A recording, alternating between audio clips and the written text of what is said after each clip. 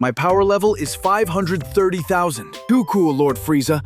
I'll follow you for life. What have you been mumbling about all this time? Recently, I saw a video titled, Frieza is the Ideal Boss, and I went back to re-watch Lord Frieza's exploits. And then, he was just so unbelievably cool.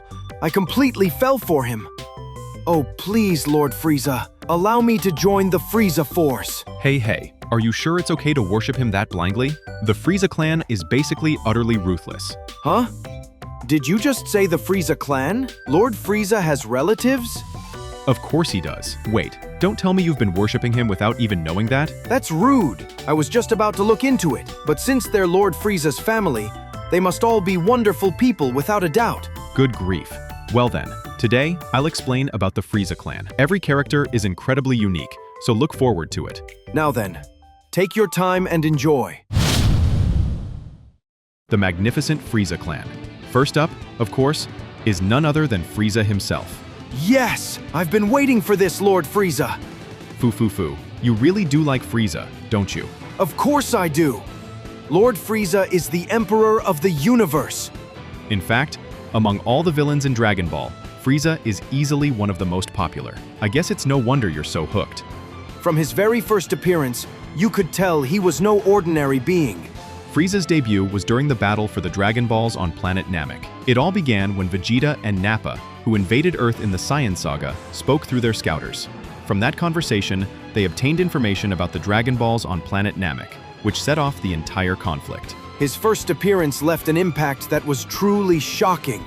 I can't get that polite tone out of my head when he had the intimidating Dodoria and the handsome Zarbon at his side. Totally true. In reality, what he was doing was outright plunder, showing a ruthlessness completely devoid of mercy or compassion. And yet, that contrast with his polite speech only made his unfathomable terror stand out even more. That's exactly it. But for me, what makes him so appealing is that he's not just scary. Oh? What do you mean by that? For example, when Gohan and Krillin barged in, and Dodoria seemed a bit flustered, Frieza calmly and precisely ordered, "Go after them. Capture them." When Vegeta stole the Dragon Balls and fled, he even said, "I'll search inside, so you search outside," and helped with the search. I thought that kind of thing made him truly reliable as a superior. A boss who takes action in an emergency is someone you can really trust. Showing that he's willing to act himself is probably the reason why the Frieza Force is so united. Speaking of strength, another charm is of course Lord Frieza's own incredible battle power. My power level is 530,000 has become such an iconic line that almost everyone knows it. Back then, while the major characters' power levels were only in the tens of thousands, 530,000 was just off the charts. Honestly, I remember being completely blown away. But the truly terrifying thing about Frieza is that this was only his first form. That's absolutely right. Frieza's appeal, above all, is that he powers up every time he transforms. So from here, let's go over Frieza's transformation forms. First is his basic first form. This form is almost as famous as his final form. It really gives off the impression of being the boss of the Frieza Force. Even in this form, his power level is 530,000, so he's strong enough that ordinary opponents don't stand a chance. That's why he rarely moves personally, and basically leaves things to his subordinates, focusing only on giving orders. When Krillin and Gohan first saw Lord Frieza, they froze in terror as if paralyzed. That just shows how overwhelming his aura of strength was. In fact, in this form he destroyed planet Vegeta and utterly crushed Nail.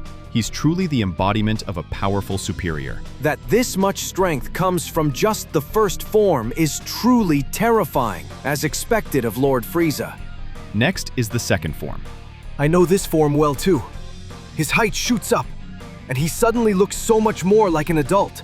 It's not just his appearance that changes. In this form, he starts using or as his first-person pronoun, and his personality shifts into a much more aggressive one. Since he had usually spoken so politely until then, the sudden switch to a tough guy tone was shocking. But that wildness is its own kind of charm. By the way, his power level doubles from the first form. According to him, it's definitely over 1 million. I remember being shocked at that comment too. The power level inflation just wouldn't stop. Even 530,000 already stood out ridiculously. But then, suddenly, he was over 1 million. I'm sure a lot of readers were stunned by that. And then, right after this super transformation, Lord Frieza immediately impaled Krillin. That really shocked me. Right after transforming, he rushed in at super speed and skewered him. As a demonstration of the second form's power, it was more than enough. Not only was Krillin's instant defeat shocking, but Vegeta's terrified reaction around this time also stood out. Our fate is sealed, right? He had just been boasting, saying, "With the 3 of us, we can beat Frieza." And then that happened. It was a scene that perfectly showed just how insanely Frieza's power skyrocketed with transformation. And from there, he went on to fight Piccolo, who had just arrived on planet Namek on equal terms. I think this battle scene was one of the iconic bouts of the Namek saga. "Feel the wrath of the Namekians you slaughtered." That's the line. And then Gohan's, "We can win." Immediately after that, it was basically a famous death flag. Exactly. Since the fight had been so evenly matched until then, I started to feel things were about to take a turn for the worse. So next is the explanation of the third form. Speaking of the third form, that oddly elongated face is unforgettable. Not only does this form have a striking appearance, but his personality also goes back to being calm, like in the first form. Even his way of speaking completely reverted to that of Lord Frieza's first form. Also, in the second form, he was about equal to Piccolo in speed, but in this form, his speed surpassed Piccolo completely, which was a major feature. Even though he had boasted, "When it comes to speed, that's me. You'll never catch up." Right after that, Piccolo effortlessly got behind him, which was utterly hopeless to watch. And then came the infamous Hya Rush. Many readers despaired at the sight of Piccolo being riddled with holes. Poor Piccolo. He had just been resurrected, and I was secretly terrified he'd get killed off again right away. Well, Gohan's desperate intervention saved him at the last second. But really, the way Frieza's power skyrocketed with every single transformation was shocking. By the way, what was his power level around this time, I wonder? Since the first form and second form had about double the difference, maybe he grew by about the same again? There aren't any exact power level numbers given in the story, so it's hard to say. But since Vegeta said his latent power was on a completely different level, I believe he's at least more than double the second form. More than double the second form? Then it's no wonder Piccolo was completely overwhelmed. Anyway, even this much was already strong enough, but now it's time to talk about the final form. When you think of Lord Frieza, this final form is the one that's most famous. Unlike before, he suddenly has a sleek and simple appearance. By the way, Krillin had imagined his final form to look more alien-like. Back when I was an elementary school kid, I imagined something similar too. I can totally see that. All of his forms up to this point were variations that felt like extensions of the first form. Exactly. That's why this final form was so surprising. In Akira Toriyama's works, a lot of the strongest characters actually look small and not particularly intimidating at first glance. Maybe he wanted to incorporate that trait here. But as for the final form's strength, it was on a completely different dimension compared to the others. His estimated maximum power level was 120 million, and he mostly toyed with the warriors while using less than half of that. Even after Vegeta's power-up, when he declared, "I am a Super Saiyan," and challenged Frieza, he was beaten to a pulp and killed without being able to do a thing. That's how massive the gap in power really was. The despair was so overwhelming that even Vegeta ended up crying. Honestly, just the fact that Vegeta cried was shocking enough on its own. After that, the battle with Goku, who had arrived, began, but the gap in power was overwhelming. Even with Goku using Kaioken times 20, Frieza suppressed him while using less than half his strength. That line, "If I used even half of my maximum power, I could turn you into cosmic dust," was unforgettable. I thought he was exaggerating, but it turned out to be completely true. Honestly, the sense of despair was off the charts. In the end, Goku awakened as a Super Saiyan due to Krillin's death and claimed victory. Honestly, there had never been another villain who so thoroughly displayed such an overwhelming difference in power from beginning to end. I don't think there's anyone besides Frieza. As expected of Lord Frieza, his dignity as the Emperor of the Universe was unmatched. So that wraps up Frieza's transformations in the Namek Saga.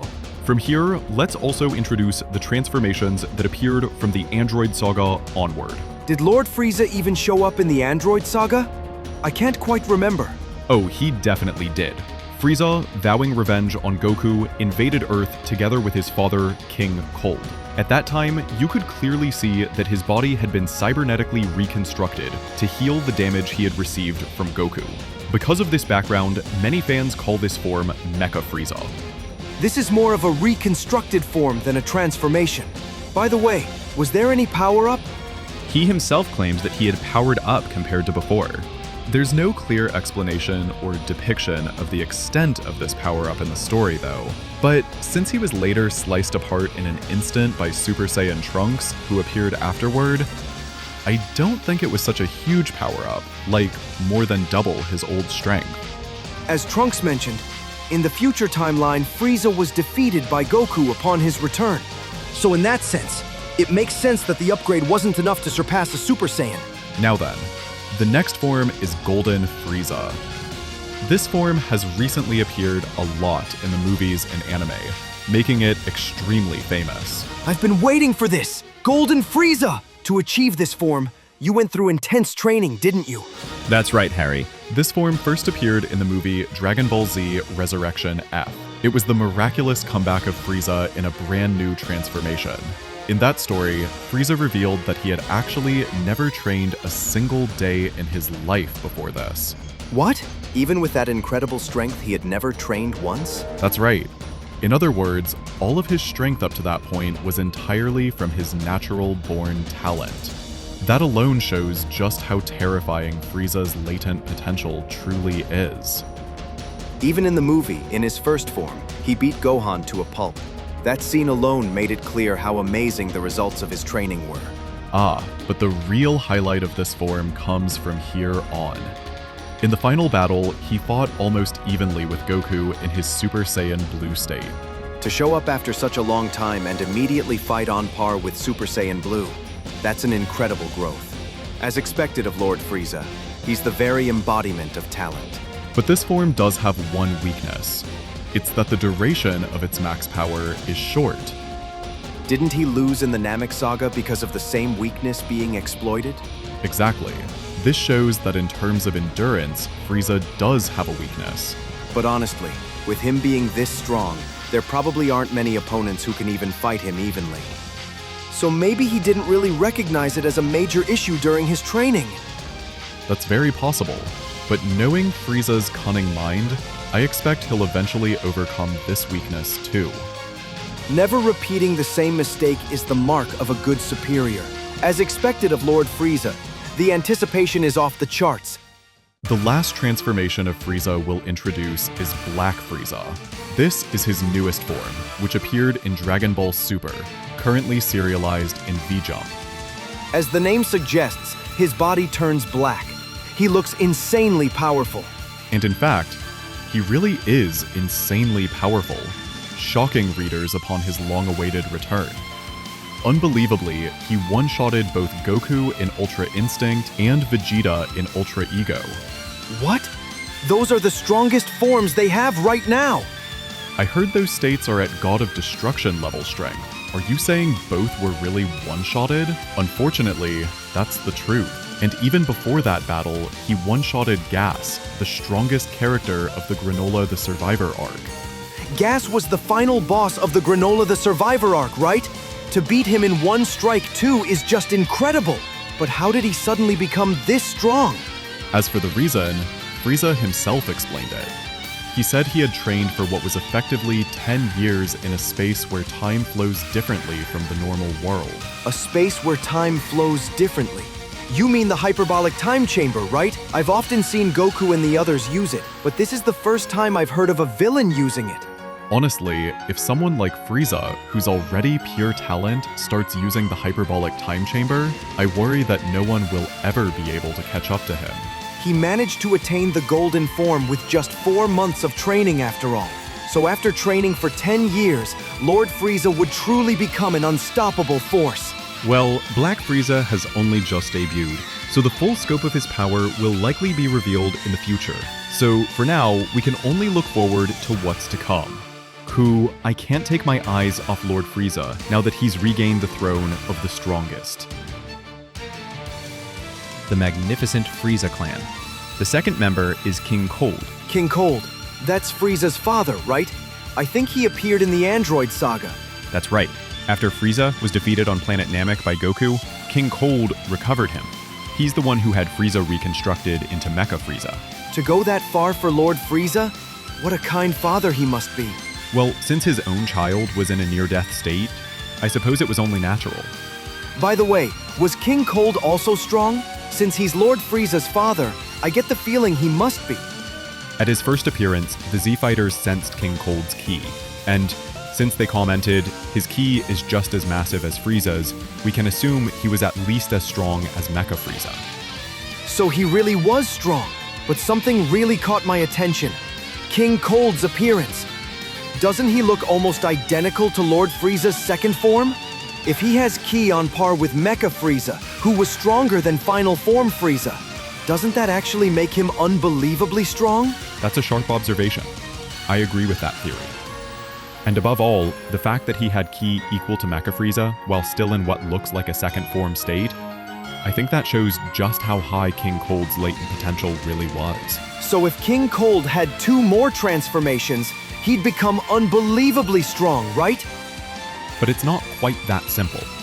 Huh? What do you mean? The important point here is that what we saw might actually have been King Cold's final form. Wait, are you saying that his second form-like appearance might have been his final form? Since there's no explanation in the story, we can't know for sure if that was really his second form.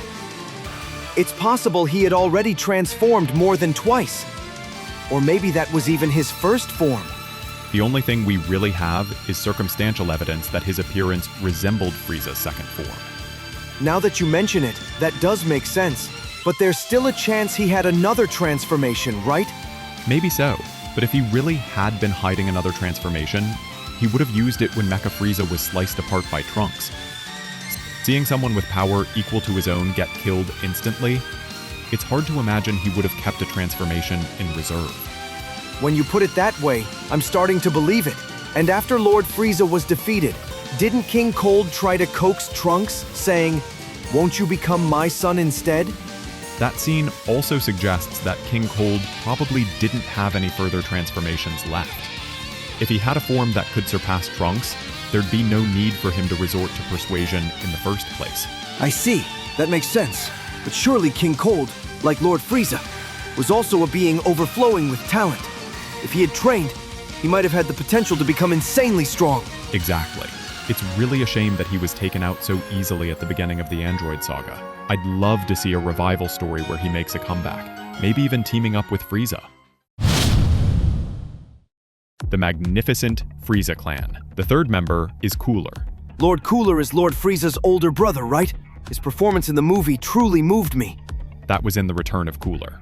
Nobody ever imagined that Frieza had an older brother, so when the movie was released, it was a real shock. Then, does that mean Lord Cooler was actually stronger than Lord Frieza? There's no clear depiction of his power level in the story, so it can't be said for certain, but I believe he possessed power surpassing Frieza's. As expected of the older brother. And why do you think that? There are 2 reasons. The first is his personality. Cooler is so ruthless that he even calls Frieza soft. But Lord Frieza destroyed planet Vegeta. Doesn't that already make him pretty ruthless? Yeah, that's true. The thing is, Cooler was right there watching when Frieza destroyed planet Vegeta. And just before the destruction, he witnessed the space pod carrying Goku heading toward Earth. I never knew that backstory. But why didn't Lord Cooler shoot it down? In the movie, he said, Frieza should reap what he sows himself. So when he talks about Frieza being soft, he's referring to overlooking things like this. I see. That makes sense. But in the end, it's kind of ironic that the very Goku he ignored would be the one to defeat him. At the moment of his defeat, Cooler himself reflected on it. That line, "So I was the one who was soft," showed deep regret, and it left quite an impression. Even though he ultimately lost to Goku, I understand now that his harsh personality was part of his strength. So what's the second reason? The second is the number of transformations. Cooler can transform one more time than Frieza. It's true, his normal form looks just like Lord Frieza's final form. So he can transform even further beyond this form? That's right. In the movie, he fought Goku on equal terms in this form. He looks even bulkier than in his normal form, and way more powerful, especially the mask around his face. It really gives off the aura of a powerhouse. His exact power level in this form isn't mentioned in the story, so it's unknown, but I'm certain he possessed power greater than Frieza in his full power state. Just like Lord Frieza, it became clear that his older brother also had an extraordinary natural talent for battle. Next up is Metal Cooler. This form appeared in the movie Dragon Ball Z: The Return of Cooler. Oh, I remember this one well. After being defeated by Goku previously, it turned out that Lord Cooler had actually survived with only his brain intact. And for revenge, he merged with a robotic planet and created countless copies of himself. You really know your stuff. This form was born when Cooler fused with the giant machine planet, the Big Geat Star. His entire body became metallic, allowing him to be repaired even after being destroyed. And he could also be mass-produced. But the most terrifying thing was their sheer number. In the movie, just when Goku and Vegeta finally managed to take down one, hundreds more Metal Coolers appeared right behind it. When I first saw that scene, it was so terrifying I thought I'd wet myself. Struggling against just one was bad enough, but realizing there were hundreds of them, it was nothing but despair. That scene is actually famous among fans as a traumatic moment. I don't blame you for being scared. Looking at it this way, Lord Cooler feels even less merciful, more ruthless than Lord Frieza. That's what makes him feel so unusual, even among Lord Frieza's family. Cooler is such a unique character, and he's very popular among fans. Personally, I'd really love to see him appear in a movie or something, teaming up with Frieza. The Magnificent Frieza Clan. The fourth member is Chill. Was there really a character named Chilled? I don't remember him at all. Chilled appears in the spin-off story episode of Bardock. Since it's a spin-off, I guess it's not surprising if a lot of people haven't heard of him. I see. So he's a member of the family, from a spin-off story. So then, what exactly is the relationship between Lord Chilled and Lord Frieza? Chilled is actually set up as an ancestor of Frieza. There, he faces his destined battle against Bardock, who is thrown into the past from the future. The fact that Bardock was flung into another world really makes it feel like fate. So then, was Lord Chilled also strong? He's described as a space pirate who calls himself the strongest in the universe. Of course, his strength is top class. So he really was powerful, but he doesn't seem to transform. Does he have multiple forms like Lord Frieza, all the way to a final form? Unfortunately, in the story, there's no sign of him transforming, so it's likely he only had his first form. Still, even in that form, he was able to put up a decent fight against Bardock after he became a Super Saiyan. In terms of power level, he's thought to be close to Frieza's first form. Bardock's base power level is said to be around 10,000. So if we assume his Super Saiyan form boosted that to about 500,000, then he'd be about equal to Lord Frieza. That actually makes sense. In the end, though, he was defeated by Bardock after he became a Super Saiyan. In his dying words, he told the Frieza clan to beware of the Saiyans who turn golden.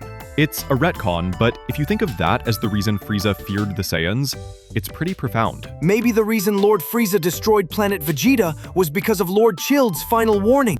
Hearing these deeper stories about the Frieza clan was really fascinating.